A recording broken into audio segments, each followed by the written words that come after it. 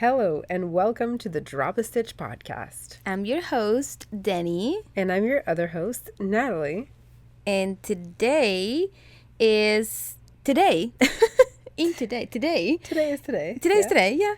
Today is the second episode of the Market 101 series, and we are going to be talking about how to, the application process, sorry. Yes. The application process. I'm so lost. Starting off really well. Yeah, like always. It's gloomy out. Yeah. How was your week? Busy. Busy? Busy. I mean, it was good, but it was good busy. Is it good busy? We're making progress at the house. I mean, I feel like this is what I'm going to talk about the whole time. Summer. The whole market series. I'm just going to be like talking about Well, but give us updates. What do you have done?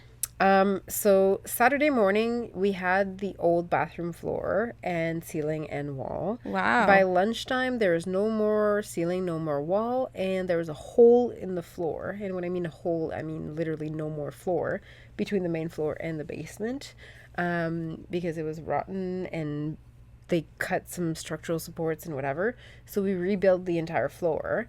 And then put plywood, and then that was our Saturday. And then on Sunday we reframed the walls around the bathroom so that the plumber could come and give us a quote. That sounds like a good progress, though. It's a great progress. It feels like we're finally starting to put stuff back together rather than just constantly removing and demoing things. But it still feels so far away from being done. No, but don't say that to yourself. Just keep reminding yourself that, okay, why does this look so small? This is supposed to be an adult headband. Yeah, you'll stretch. It's my own pattern too. You'll stretch. You lost your hook. Wait. It'll work. You'll stretch. Okay. Yeah, so what else? But it's coming together slowly. And then today we had our ultrasound redo. Yay! Because last time they couldn't see baby's butt. And they needed to see the tailbone and end of the spinal cord. To make sure everything is okay. Yeah, so we had a redo. We had to go back today because baby stubbornly refused to show us its butt. Classic. So it did today. Stubborn since the womb. Yes. I mean, between me and Eric, this baby is going to be the most stubborn thing on the planet. We're already mentally preparing for it. But yeah, so that was that. I'm still working on my rainbow blanket. That she forgot to bring today. Yes, guys. I left the house this morning at like 7:30 and completely forgot to bring a project. So I stopped at Walmart and got some yarn. And she bought cheap-ass hooks. Listen, don't diss my Walmart hooks. I'm using fancy ergonomic hooks that Danny has forced me to use. And hating to say that. You have to take care of your hands, girl. Can just be using. Okay, they're much better, but like they are. Yeah. Admit it. I know, I admit it. Okay, great. But I will still keep using my Walmart. Oh my god. Like $2.77 Walmart hooks. But yeah, so I stopped and got yarn so that I could work on something while we're sitting here and feel useful. Yeah, that's good. Even though that's not what I need to be working on. But at least I'm doing it's something. Yeah, it's something. What about you? How was your week? Oh, I was sick the whole week. What do you mean you were sick? Not sick. Allergies? Not sick. Allergies. Oh, God, but it was so bad. Like, the whole week, it was horrible. It felt like a bad cold, but I knew it was allergies because, of course, it's my allergies. But nothing else in my body was like sick. Yeah. It was just basically my nose. I was so stuffed. Both of my sinuses were like just blocked and I couldn't breathe. It was so annoying the whole week. And I refused to take Reactin because I was like, no, this thing is going to cause me to get my milk supply down again. But then I was at a point that I was like, I just need to take this. Even if I need to drink and eat all the things to bring my milk supply back up, I'm going to do it. And luckily, Reactin hasn't done anything bad for my milk Oh, supply. good. So that's good, because the year before with Luca, I think I said it already, with Benadryl, that was the end of it. I took it once, and that was like the end of my milk. Not the end. I brought it back up, but it was so bad. But now Reactin has been really good. I have had it for 3 days, 3 consecutive days, and I can already see today is the first day that I feel like myself again. Really? It was so bad. So other than complaining the whole week, I didn't do anything. But before we start the episode, Happy Mother's Day. Yeah, happy Mother's Day to you. That's true. Happy Mother's Day I meant to be text to you on Sunday. I thought about you and then didn't. And then you text forgot anyone. about me. I thought about you, and then I forgot about you. No, my cousin texted me Happy Mother's Day in the morning. She was like, even though it's not born, you're already taking care of your baby. Yeah. And then I think I answered her at like 10:30 at night. Oh my God. Because Classic we were at the house Natalie. working, we had helped, and I saw it and I was like, oh, that's so sweet. And then I was like, I'm gonna think of a response, and then just been so busy that I didn't until But yeah, Sunday. Happy Mother's Day to everyone. Happy Mother's Day. All mothers out there of any kind, any form. Yes. Whether that's a dog mummy or, just mummies. Yes. And daddies that are mummies, and etc. In any way, shape, or In form. any way, shape, or form. But yeah, what are you working on? Tell us, please. I am working on a honey bunny. A honey bunny. A honey bunny. Nice. One of those stuffies, just because it's easy and simple and requires little tools. And yeah, I'm starting with an ear. So I don't have Cute. to Is deal that an with- ear? Yeah. Oh, yeah, they're long, eh? Yeah. Forgot. So I don't have to deal with the stuffing in the eyes and the whatever. Yeah, oh, yeah, because you have to, yeah. Yeah. So I'm starting with that. What are you Nice. working on? A headband that you were worried yeah. was not going to fit you?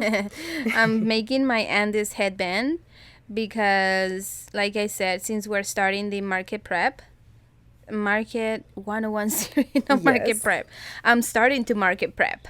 So I told you guys before that I applied, and this is good for today's episode because I applied for this huge market, the one-of-a-kind market in Toronto, and the application was insane, to say the least. It took me over an hour to fill up. Really? So I'm so excited to talk about this because that is the most insane application that I have ever done for But a they market. have to, because the size of the market, the sheer size of the market Yeah. is so big, and there's so many customers that they kind of have to vet Yeah. every single person that comes. So I'm not gonna find out if I got into the market yet. They are sending the acceptance emails, I guess, or letters in June, sometimes in June. But I figured even if I don't get into that market, I still need to prepare for the end of the year for the markets that I do here in Ottawa. So might as well to start now. And then if I do get into that market, at least I have some stock. Yeah.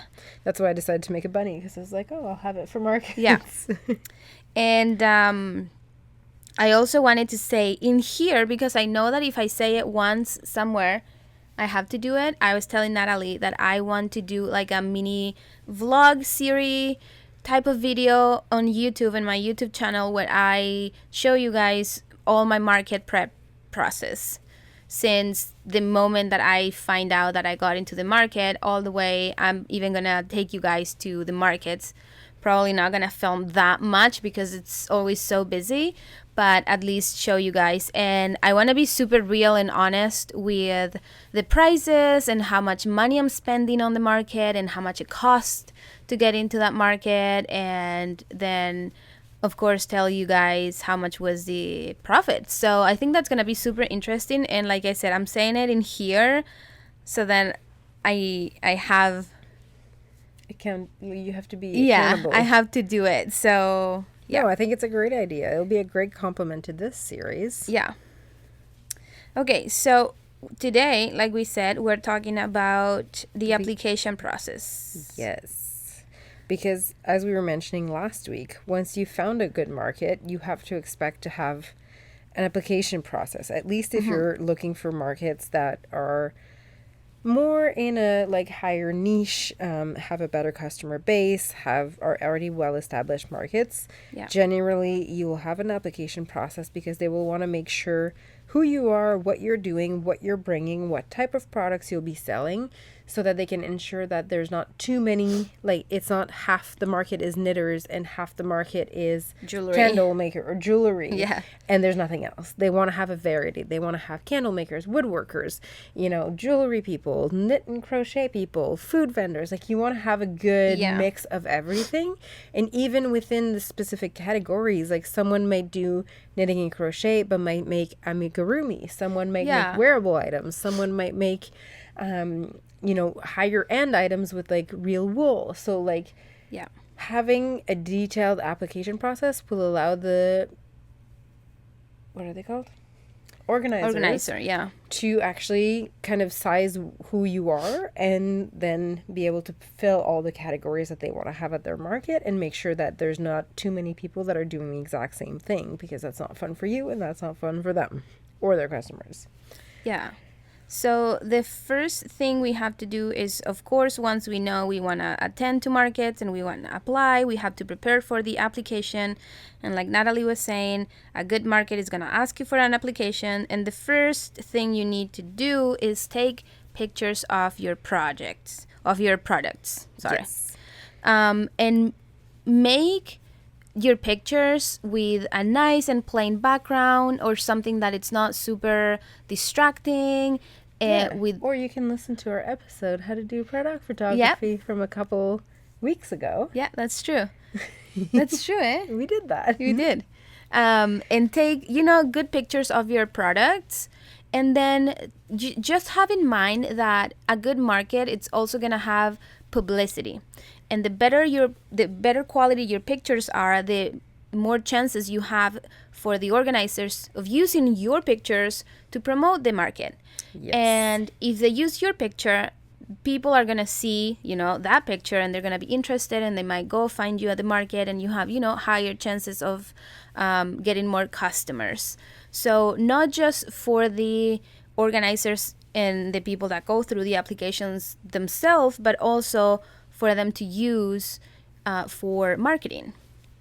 Yes. And I mean, not every market will do publicity with pictures. Yeah. But when they do, it's so great because the pictures that people see that bring them to the market are yours. Yeah. So they're going to like instantly recognize you when they get there and be like, oh, I have one of the big markets that I do.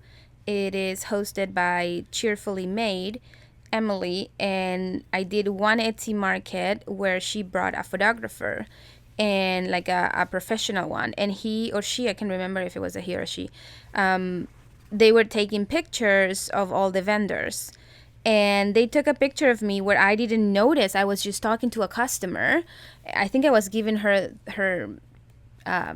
products, and they took a picture, and she loved it so much that I think this was like probably 4 years ago, and she is to this day using that picture to promote the markets because it's such a great picture. It's not because it's my stuff. Maybe there's part of it or because the setup was nice, but I think it was just such a genuine picture because I was talking to the customer, and I think I was doing this motion with my hand, like giving her something, and I was smiling, and then the customer was smiling, and everything was so natural because it was natural. It wasn't set up. Yeah, she did it without us knowing. Yeah. And then whenever she tagged me in the picture, I was like, oh, that's me? But it was so cool. So, like I said, always be prepared for that if you want your pictures to be part of their publicity. And like we said in last episode, a good market should have some sort of publicity. Publicity, yeah, whether it's with pictures or not that you use, they're gonna do publicity. And most generally, even if they don't do like flyers or anything like that, they will post on Instagram social and on media. So this is where your pictures come very handy, because it's very hard to promote a market. Like, what are you going to use? You're going to use the products that are going to be sold. So you're going to use pictures that people have submitted. Yeah. So yeah, product pictures is very, very important. Another thing they may, depending on the market, some of the bigger ones will ask you for a picture of your setup or your display. Yeah. So what that is basically your booth. What is your booth going to look like? Because they want to make sure it's going to look good. It's going to be to par with the rest and with the style of the market. Yeah. Or even if you have never done a market before and this is your first one, at least have like a sketch of how you want your booth to look like. Yes. So then they know and they have like a rough idea of how your setup is going to look like. Even though you have never done it, just make sure you have like an idea of what you want to do and then don't come to the market with something completely different. Yeah. And you can also add in there, like this would be my first market. I've never done one. And, I'm sending a sketch of how I want my booth to look like. Even Absolutely. if you have no pictures of. Or some people, what they do too is they do a little setup at home. Yeah, you can, and we'll talk about this later, what you need for your setups and what to include and stuff. But if you've never done a market, you can set up how you would set it up at the market at your house. Yeah. And take a picture and show them so they see how it looked like. And it's something to keep in mind too. It may not have to be exactly the same. Some markets will give you smaller slots, like smaller spaces. Some markets will give you bigger spaces. Some markets you have to pay for bigger spaces. Yes, like a general standard I think is like 10 by 10. Yeah.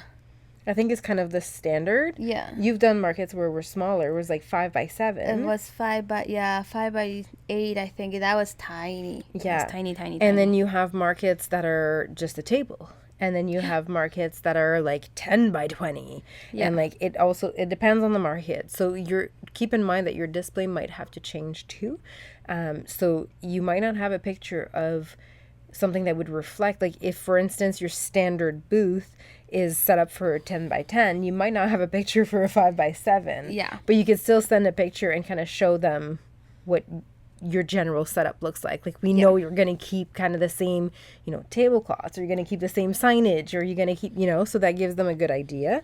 But that's something to keep in mind because they will definitely ask for display and setup photos for the bigger markets. Yeah. The first time that I did markets, that's what I did 100%. I set everything up at my dining table. I didn't even have the tables for the markets. I remember what's it called? I rented them to the same people that they organize the market. Yeah, because some of the markets will offer you to include, not to include it, but to add it to your market fee. You can rent it. And then you just show up and the tables are already there. Yeah, so that's what I usually do because I don't have those tables. So I always look if the organizers have tables, I choose that. And I remember the first markets, that's what I did. I set up everything at my dining table and I put everything how I thought it was going to look cool. And I played with the crates and I played, with everything. I moved it around to see what I like the best. So then you get to the market and everything is already there in your mind because you're going to be so excited that you're not going to forget. But you can also have a picture and it's going to make setting up so much easier because you already know where everything goes. Yep. And you're not wasting time and setting up, your crates or whatever you're using. And you can just focus on putting your items, making them look nice, etc. Yes, and it becomes autopilot the more you do some. Yeah. You just kind of know what to do. But for the first few ones, it's nerve-wracking. You're like, what do I do? Where do I start? Oh, no, I need this. It's under that. So having prepared ahead of time is also going to be just as good for you as it will be for the organizers. Yeah. So it's a really good idea to have that. And then something you have to keep in mind too is that most market will need or ask for links to your socials. Yes. So whether it's they generally ask for more than you don't have to fill all of them, but Yep. like Facebook, Instagram, TikTok, YouTube, blog, Etsy shop sometimes, or your website, or Yeah. they will ask for links because they want to see who you are and what you do. Most applications that I've done, at least, and you can tell me if this is different for you, but they asked for pictures, but they asked for like 3 or 5 pictures. Like there's set numbers Yeah. of pictures they ask. They don't want you to send 100. Yeah. And so that kind of gives them the first glimpse. And then if they like you, they kind of put you in the maybe pile, and then they can dig through further and go through your socials and kind of see a little bit more about you and what you do and what kind of products and how you interact with your customers and all of that, because that gives them a good idea of who you are. So maybe something to think about is to keep your socials up to date around the time where you're applying to markets. Yeah. If you're like me and you tend to have a very busy life and kind of ghost on your social, it doesn't help because it looks like you're not active and you're not part of the community and you're not interacting with people. Yeah. So that's something to keep in mind too, is to try to be active on your social, post new things, post what you're doing for this upcoming season as you near market. Yeah, Like application I time. wanna add to that. Make sure you don't have a private account. Make sure Yes. you're not using your personal account. Make sure you are creating an account that is specifically for your business so that they can go and see that you are really into your business and it's not just your personal account and it's not, like we said before, just a hobby. So make sure you have at least one platform that is your professional account, whether that's Instagram or Facebook or you have a blog or something like that. Just make sure that you have that your business account, and like Natalie was saying, that you constantly upload, that you are, because obviously not every single organizer it's gonna do this, but it helps a lot whenever the people that is applying have a lot of followers or that at least have a big engagement Or active. or Because active. if you think about it, if you're a market organizer and you are down to 2 choices for knitting and crochet, and you're looking, both product pictures look great, the applications look great, everything's there, and you have to pick between the 2 of them because they're doing similar things, and you go to the social and one of them hasn't been active in 6 months and the other one is active every day. Yeah. Who do you think out of the 2 is most likely to post about the market and encourage people to go Exactly. and show on stories that they're at the market and how they're doing and their setup? The person that's more active. So Yeah.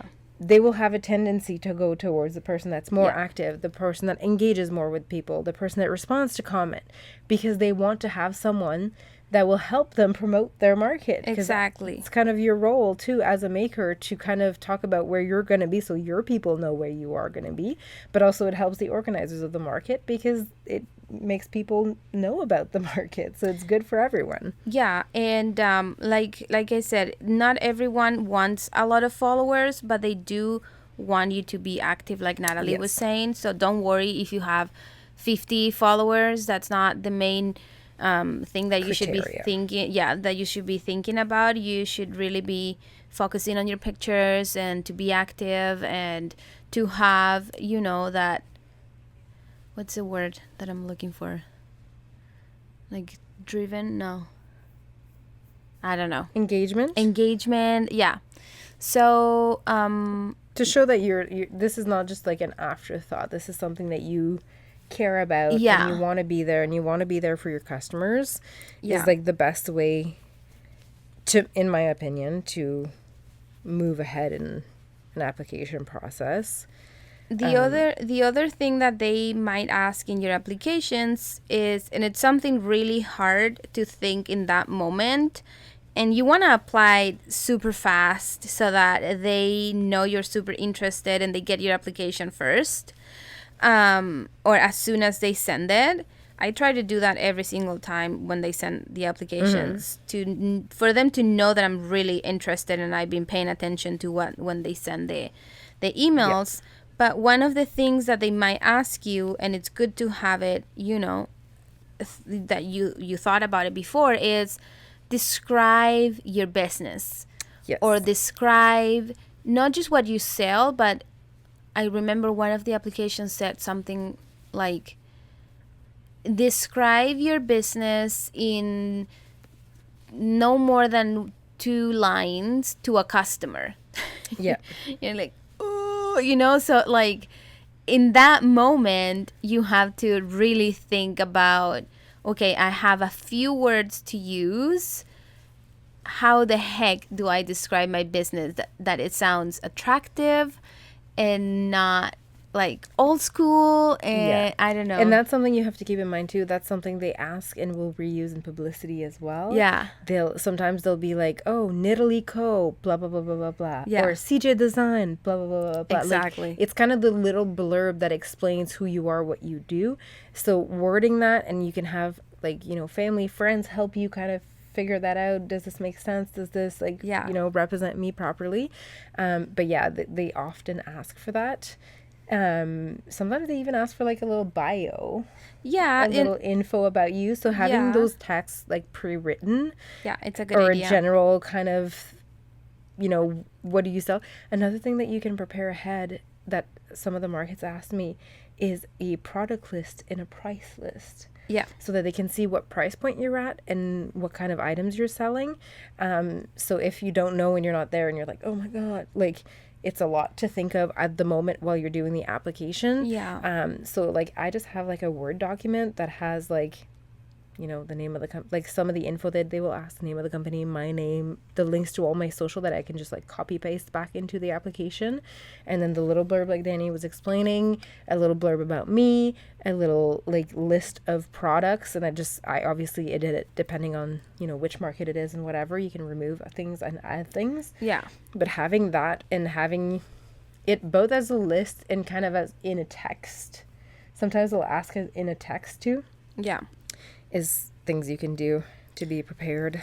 Yeah, so that's the basics, and obviously every application is gonna be different depending on Yes. the organizer. They are the ones creating, all the forms and the questions and stuff like that. But now let me tell you about my application for Yes. the one of a kind, because that application was insane. I'm telling you, it took me an hour to fill everything. It was okay. You needed a bunch of pictures of your products. Then you needed what you were selling. You had to send a picture and you had to mention every single item that you were thinking to bring at the market. So if I were to say hats and scarves, that's not true, because I also have headbands, I also have neck warmers, I also have bonnets, I also have baby booties, I also have, I don't know, like cup cozies, whatever. So you have to you had to give every single one of the items that you were selling, and then along that the price. In my case, I put a price range because Depending on the yarn, depending on the size. model Yeah. and the size. Yeah, depending on all of that, my prices vary, so I put a range for that. Sorry, my eyes itchy. And then, well, you have the pictures, you have all of that, and then they ask you to send a picture of your working space. And I was so excited because I just renovated my basement. So I was like, okay, I'm going to send them a picture of this. But you have to send a picture, of your working space and like a few pictures. It's not just one. They want a few pictures to make sure that you have everything and it's you the one making everything. And then a picture of your booth, and also a sketch of your booth. So both. Yes, because that's probably because if, as we were saying, you may have a picture from another market that Yeah. might not be the exact dimensions. Yeah. So now that you know what they are, give us a sketch of what you're actually going to bring to this one. Exactly. Or maybe you've updated your booth setup since Exactly. then. So they made me send a picture of my booth, and then a sketch of what it would be at this market. And they also, and this was insane, they made me describe every single item making process. Yes. So Which is a little harder to do with knit, but I think it would make more sense for, woodworkers yeah, or for jewelry makers. Like, yeah, are they buying items and assembling them? Are yeah, they, like, making them is from it turned on a scratch. lathe? Is it like hand carved? Is it like, there's so many different ways to Yeah, make the same thing, or like pottery. You can have like, I don't know the terms, but like poured into a mold and it makes like a yeah, mug, or you can shape the mug yourself, right? yeah, So it's different looks of pottery. So it's different. So yeah. it makes more sense in different crafts. It's a little harder to describe for knitting and Yeah, and I crocheting. also think it's a way for them to make sure that it's you the one making everything, Yes. because their main slogan, is that how you say it? Slogan Yeah, slogan. is that everything there is 100% handmade. Yeah. So they want to make sure that you're not buying things in bulk, that you're not buying things and then trying to Yeah, sell them you're as not buying like a handmade. bunch of like chains and then a bunch of like Yeah. little pendants Yeah. and then just putting them together and be like, it's handmade. I put them Yeah. together. Exactly. So I think it's a way for them to really know that it's you. First of all, it's you, the one that's making everything, and also that it is 100% handmade. So yeah, it was a little bit hard to describe everything that I am doing, because I obviously cannot just write them the pattern. I Well, mean, they're no, and not gonna that's not what they understand want. anything. But you can say Yeah. like, this is a folded hat brim that is worked from the bottom up and then Yeah. decreased at the crown. Like you can kind of So what I did in my case, it was just describing, um, for example, these headband. I would say I knit my headbands in flat, and then I fold them. I fold the top to create that little knot, and then after that, I attach my logo yeah, your and tag my and your, tag, and that's it for the headband. And then for the booties, it was easier because the process is a little bit longer and more detailed. Like I need to cut the leather, I need to punch the holes, I need to cut, and then glue the sherpa. So those are things that are easier. But in a hat, I the only thing I said is like, I knit my hat in the round, then I hand make my pom-poms, I attach the pom-poms, I attach, like that's how I try to explain it. yeah. But it was hard because I had to do that for every single item that I was planning on bringing. And then I was just like, should I just do hats? But no, I did. And of course, I don't think it matters if you then show up with something else. As long as the You know? main things that you're bringing Yeah. For example, are if the same, but you can yeah. add if you create another pattern that you fall in love with or Yeah. another product, you can bring it. Yeah, or not just that, but if I just decide to make coasters, for example, and have set of coasters, they're never gonna come and be like, oh, you didn't say that you were making coasters in your application. They just want you to tell, like, the more information, the better. But it's never like, oh, you're gonna get kicked out of the market because you brought coasters and you said you weren't gonna bring coasters, or you didn't mention the coasters. Yeah. As As long as you didn't go from like, hey, I'm bringing hats and scarves to I'm bringing coaster sets. Yeah. Only. Yeah, exactly. Like if you're changing your whole thing, then Yeah. that's good. Might be an issue, but not But if you're just adding or. But it was very intense because I had to send so many pictures. I had to detail everything. I have to mention everything and detail all the prices and the pictures of the, my working space, and then on top of that, tell us about yourself, tell us about your business, how long have you been doing your craft for, and tell us about your background, and just so much information, which you appreciate because you can tell that they're really and I appreciate that they ask so many things. It's just, it was the first time ever that I had an application that big, and it was a little bit overwhelming at first. And also because I didn't know, but when I decided to apply, the deadline was like the next day kind of thing. Yeah, so you had no time to think or yeah. put together anything. You had to kind of toss it there. Yeah. So yeah, we'll see how it ends up, and if I get into the market. Like I said before, it's a little bit overwhelming because it's a 10-day market. It's pretty big. Yes. And it's also very expensive. It's very, very expensive. It's like, yeah, very expensive.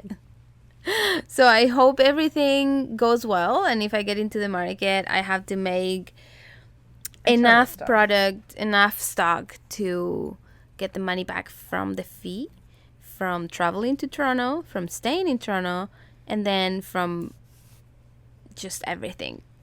But everybody says that it's a really, really good market, that they sell a lot, and that it's some people that have been there and that I have talked to, they say that with that market, they make their money for the year. Which is massive. Yeah. So we'll see. Well, hopefully you get in. Yeah. And hopefully... I'm kind of nervous. Yeah. We'll find out. When do you find out? In June. Yeah. Sometimes in June. So, yeah. If in one episode in June, I'm here like all nervous and like... You guys know the thing why. that Danny doesn't mention is that she was approached and asked to apply to this market. Yeah. So that already helps her odds. Yeah. It's not like she just decided to apply. One of the organizers that flies across the country to find talent for this market has asked her to apply. So yeah, he gave me she kind of is a shoe-in already, hopefully for her. He gave me the invitation, and I asked him before I applied, what should I say? And he's like, oh, please mention that you were invited by me, and they're going to take a closer look to your application. That's like it's a fancy way to say.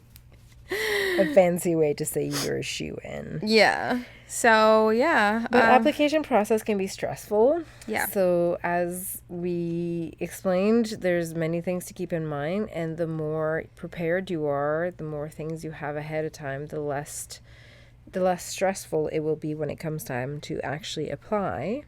So, we suggest that you kind of start thinking that through and putting that together. Yeah. And the one last thing that I want to mention, that I heard this from one of the organizers of the markets that I go, is that if you don't get into a market, don't be afraid to ask feedback. That is very true. Go and ask the organizer, can you please give me the feedback as of why I didn't get into this market? What can I do to prepare for next year or for another market so I can improve? And they're gonna be happy to tell you what, why you didn't meet the criteria that they were looking for. It could be that you didn't meet the criteria. It could also just be that they had too many people in this category, and they have like usual people that they go with, that they know well.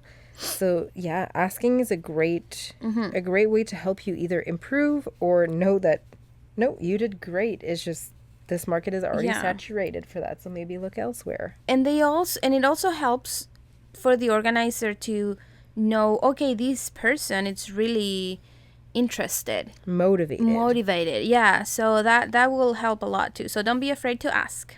Yes. And I hope you guys enjoyed today's episode. Yes. Have a great week. And if you have any questions, yes, girl, if you have any questions, comments, concern, whatever you drama you want to dish out, anything, you can email us at dropandstitchpodcast@gmail.com. And if you're listening on Apple Podcast, Spotify, or anywhere where you listen to a podcast, please leave us a 5-star review, and also a comment on YouTube. This video, we just had a little incident, so this video might be cut for a couple of minutes. Yes. So if that happens, that the screen is black for a couple of minutes, it's because it stopped recording, but then we started again. So I hope that doesn't bother you that much. But yeah, leave us a comment and have a great rest of your week, everyone. Yes. And we'll talk to you next week. Yes. Bye. Bye.